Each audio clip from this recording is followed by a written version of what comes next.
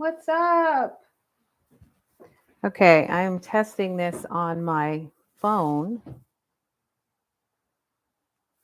Oh, to make sure sound is working. And it is. All right. What's up, everyone? Welcome to my monthly live. Um, Usually I do these on Monday, just FYI, but I had technical issues yesterday, so I am doing it on a Tuesday, but it will be back to Monday next month, and it will be on December 26th, which is the day after Christmas. So usually my lives, first of all, I'm Kai, in case this is your first time for whatever reason stumbling upon my channel. This channel is called Stephanie Danger, and Stephanie Danger is kind of an alter ego for women. It's something to tap into to help you give the finger to the status quo and question the shoulds of the world and reconsider ways of doing things to perhaps doing them in a better way for you. As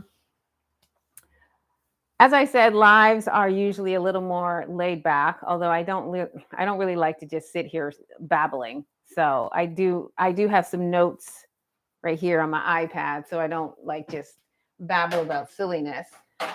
Today, I thought I would talk about something that comes up. Also, I'm making dinner while I talk, so there'll be some chopping. I wanted to talk about something that has been coming up like in almost every conversation I have with my friends, and that is health. And as we talk about it, all of us being in midlife, is we come to realize that once you get to midlife, health has to be a part-time job. Like you can't mess around with it anymore. And for me, my views on health started to change when I watched my dad battle illness for like 10 years. And I literally look up to the heavens and say to him, I know you suffered terribly, but I hope you know it wasn't in vain because I was watching, I paid attention to your choices, and I'm doing my best to make different choices to help me not suffer like you did. And so I hope that gives you a little bit of peace of mind. Because I don't know about you, but like back in the day, like in our 20s and 30s, I don't know if you ever like made lists of your priorities in life and what you were focusing on more. Anytime I did that, like health would be 5 or 6. It was like never top 3. So what I've come to realize and what I have discussed with my friends is that the most important thing you can do to age well is shift your mindset to understand that health has to become a part-time job. You can't mess around with it anymore. You can't get away with doing the things you did in your 20s and 30s. You got to make it number one priority, because otherwise everything else sucks and nothing else will matter. Now, just to clarify, when I say part-time job, I am talking about a part-time job you like. One you look forward to going to and enjoy, and it makes you happy and it makes you feel good. I'm talking about that kind of part-time job. Just so you know, my stove is right there, and I'm about to start cooking some stuff on the stove. So when you see me disappear off here grabbing stuff, that's what I'm doing. So making health a part-time job, but a part-time job that you really like. And when you're making health a part-time job, because I know we kind of automatically focus a lot on it anyways, but what I find tends to happen in midlife is we start to focus on health, but from the perspective of trying to look younger, like stay looking younger. So I just want to clarify that is not what I'm talking about. I am actually an anti-ageist. I do not believe in anti-aging stuff. I made a video on it. I'll link it up here or wherever it'll show up. I'll link it somewhere here for anybody watching on a replay. Yeah, this is not about looking good. Making health a part-time job is about feeling young, not looking young. You know, we want to have vibrant, youthful energy as best we can within reason, though, like within reason of understanding that we are getting older, we will slow down, and, you know, things will shift and change a bit. So that's my pitch to you, health as a part time job. And I made some notes about things you can start to think about if you want to take on this part time job yourself. I'm in the process of doing it. I still have lots of work to do. You know, it's a part time job that you'll probably have for the rest of your life if you just decide to take it on. But I'm going to throw out some initial things to think about um, when approaching your health this way. And I thought I would do it by just lumping it into those three main categories that we all know, which is body, mind, and soul. So, body is probably where most of the heavy lifting happens around part-time health gig. We hear a lot of stuff about it. I'm going to throw out a couple of things that maybe you haven't thought about or heard, along with re-emphasizing stuff you probably have heard. The first thing I would suggest is considering alternative approaches to health. I am not against Western medicine, but it has a tendency to focus on masking symptoms so that you can function and stay alive. It's not as good at actually curing you of things for the most part. Of course, there's exceptions.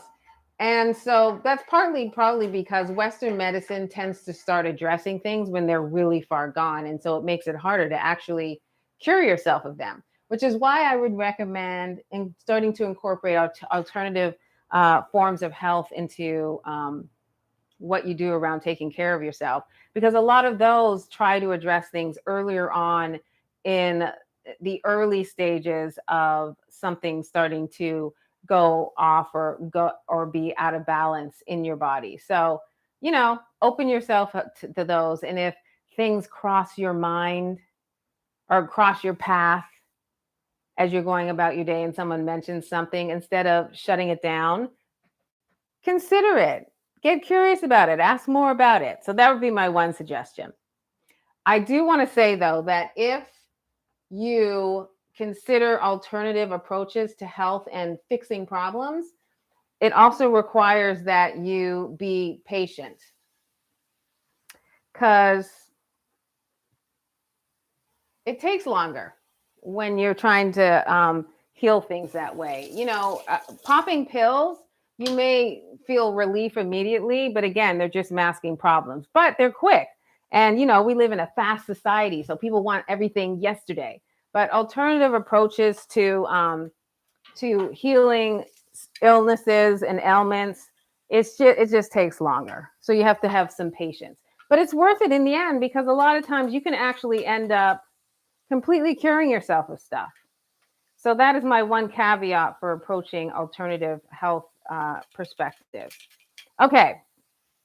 The other thing that I think you should consider or look at, if you haven't, beyond what we get told already, is looking at your parents, your grandparents, your aunts, your uncles, even your siblings maybe, and see what things come up for them.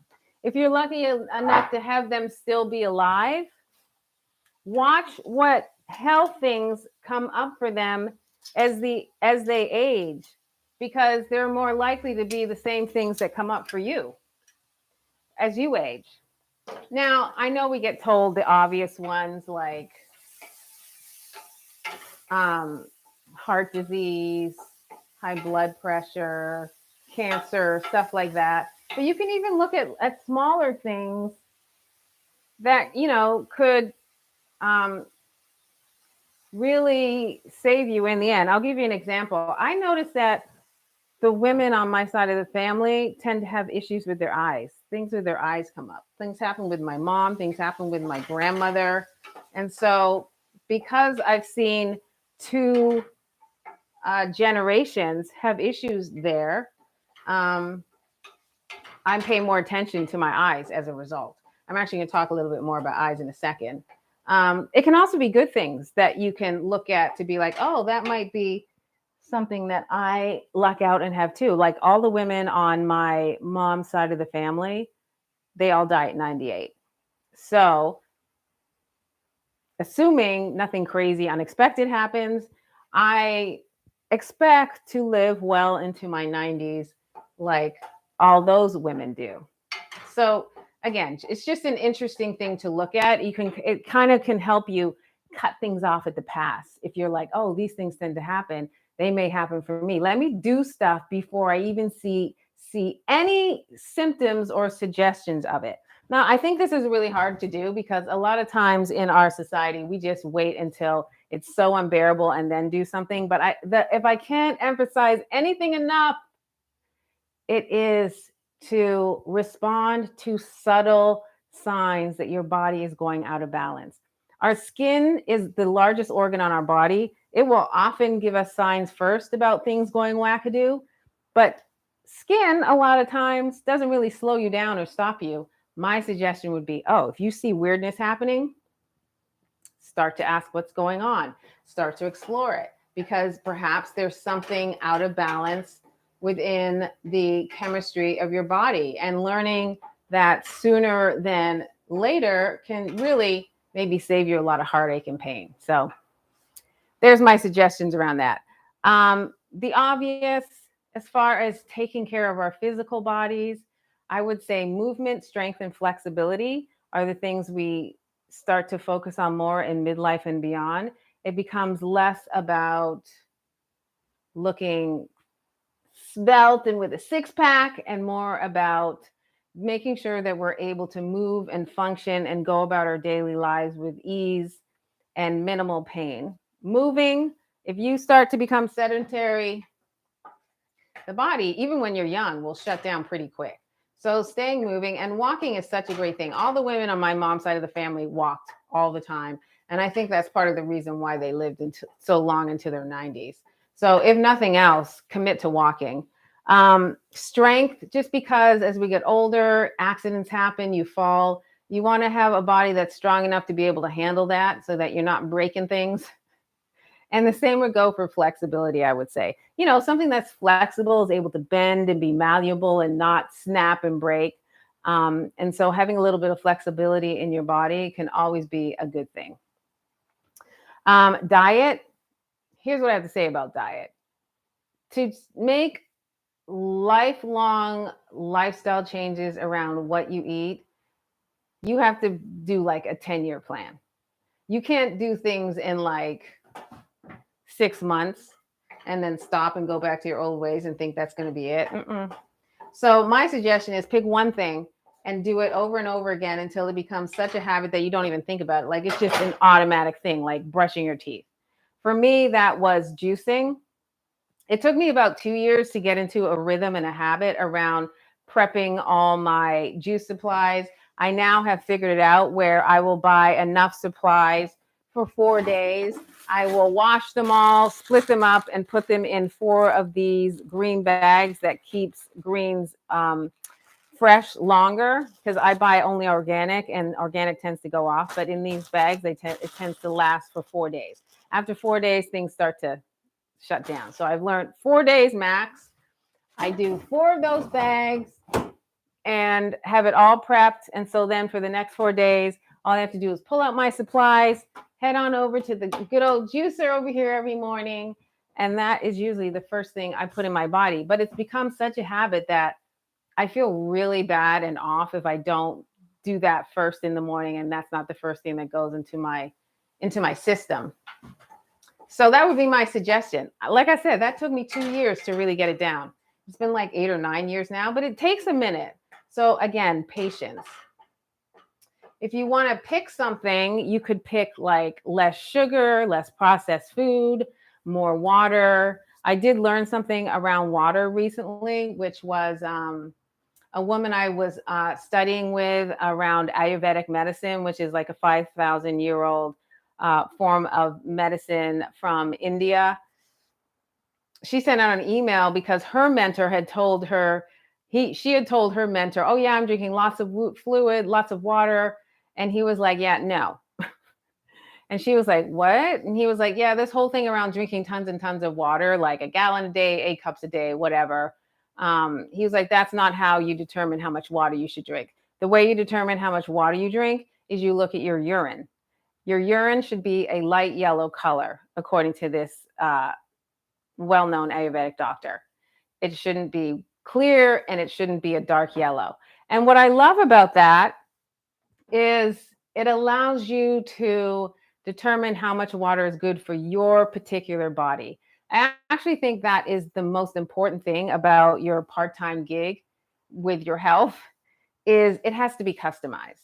You know, generalizations can only go so far. A 6'5" dude is not going to drink is going to drink way more water than my little 5'5" self would drink, right? So finding just things for your body and really customizing it so that it is the way to go with your part-time gig. Finally, eyes. I feel like we all have issues that come up with our eyes. Like it's just inevitable that, you know, you start to have issues with reading, or sometimes it's harder for people with distance. When I was in my mid to late 40s is when I started to have issues with my eyes. I had reading glasses for 2 years and I was like, I'm not going to make it. I just couldn't handle it. I couldn't handle having the glasses on my eyes. My eyes always felt tired. My eyesight was getting worse by the day. I had got them for reading, but I was finding that my distance sight was also going. It just freaked me all out. So I started doing a crazy amount of research online and came across a couple of women who have a alternative natural approach to taking care of your eyes and not really needing reading glasses. So I literally took the glass out of my reading glasses so that I wouldn't be able to use them. And like 6 months into doing the things that they had suggested, I started to be able to read again without glasses. It was amazing. Now, it's a process and a commitment because it's been about 10 years since I got rid of those glasses. But my eyes are tired now and I struggle a bit. I have things I do to kind of get by. I don't use reading glasses, but, you know, poor sleep thanks to menopause and being on the computer too much are things that aren't really the greatest for the eyes. So it is a work in progress, and I'm actually going to double down on taking care of my eyes. I'm actually going to do a video, like a whole video on eyes, and I'm going to link to one of the women that I've worked with because she has a great YouTube channel. It's you know what the thing is with the eyes? If you start doing this stuff and start to see results, it just empowers you in a way that I cannot explain, because what will happen is you'll go to the eye doctor, and this has happened to me, even though I reversed my eyes and I was like, well, how do you explain that I can see better now? Even though that happened, they'll still respond to you with like, well, your eyes just get bad when you get old. That's just how it is. You know what? It actually isn't how it is. It's just what we've accepted. So the reason to do these things is because when you start to see improvements, it will empower you so much.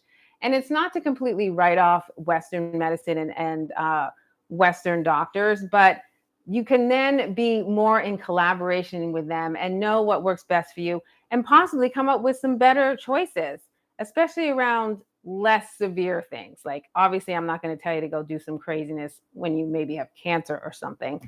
But I think when things are mild, like your eyesight, playing around with this stuff is mind blowing. Anyway, so I will do that video soon, and you'll see. Okay, on to soul. I only have one thing to say about soul, and that is to simplify your life in little ways. And the reason I say that is because if you're going to take on a new part-time job, which is your health, you got to make time for the part-time job. And I feel like when we get into midlife and beyond, simplifying and creating a little more space allows us to get more grounded, get quiet, be able to listen to our heart and our spirit more. And one of the things that is absolutely necessary for your part-time health gig is you have to be able to hear and listen to your body and know what it needs from you. And if we're running and going 24/7, it's really hard to hear the body and know what it needs. So my one suggestion is finding small little ways to start simplifying your life so that there's more space made for you to hear your body and for your new part-time gig. Okay. Mind. I gotta breathe because, I always want to just kind of lose it when I start to talk about mind and all the things. I'm kind of slowing down on my cooking. I'm making like a ground chicken stew with lentil soup and some veggies in it, and I'm a little distracted. So, mind. So the first thing with the mind is that you have to make a commitment that every time you hear, see, or experience the societal BS that we need to stay looking young as long as possible and getting old is horrible and getting old is negative. You have to give the finger to that every single time you're exposed to it. It's just, I don't know why we do it to ourselves when we're all going to get old. It makes no sense to me. So your job is to be like, reject that every time you're exposed to it. An example would be our last two presidents, 45 and 46. Both older men. I won't comment on my opinions about them. But how many times do we hear stuff about their age? And I just think speaking negatively about being older without also acknowledging the great things about being older is such a disservice to us as a society and us as individuals. Every gray hair, every line on your face that you get is a representation of how long you've lived on this planet and grown wiser, learn things, gain knowledge. And to disassociate from that and devalue it is just, let's not do it. So, we're probably not going to change our society. Granted, it's probably a little better than it used to be, but we're probably not going to change our society and our views around aging. But as individuals, we can decide, yeah, no, I'm not down for that. I'm not down for that party anymore. And to say no.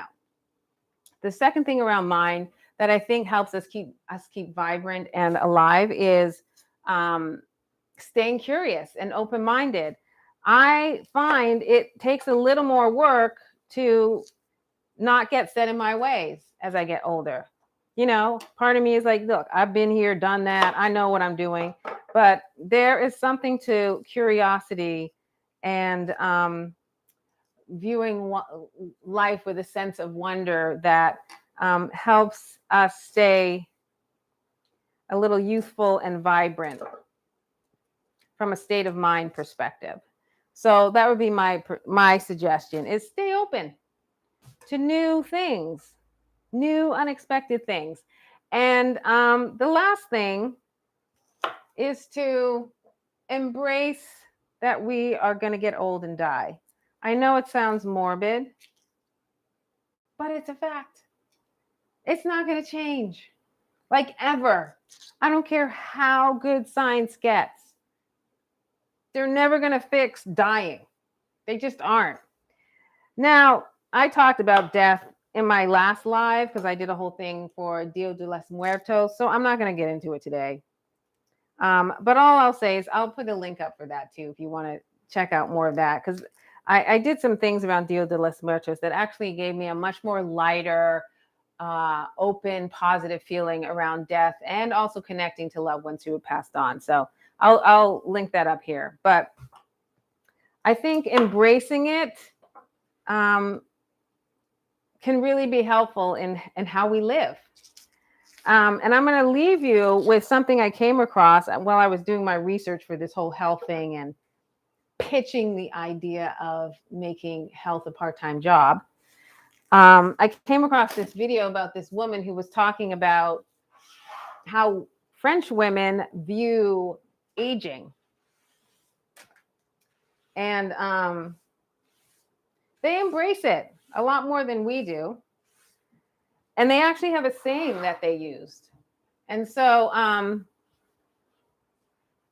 going to share the saying with you. And you know how you can use it? It can be used like a mantra, so that every time you hear that stupid stuff out and about being old, not being good, you respond and counteract it with this saying.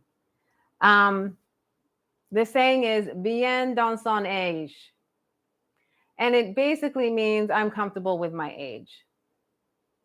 So that is what we're going to do. We're going to learn to be comfortable with our age, and we're going to embrace loving our age as much as we can by making it a part-time gig. I think I've read a few articles about French women and aging as well. Yeah, we can learn from them. That's what I think. First, hi, you're like literally my first person to come visit me while I do a live, even though I'm almost done. I'm so glad to see you. Anyways, bien sans don âge.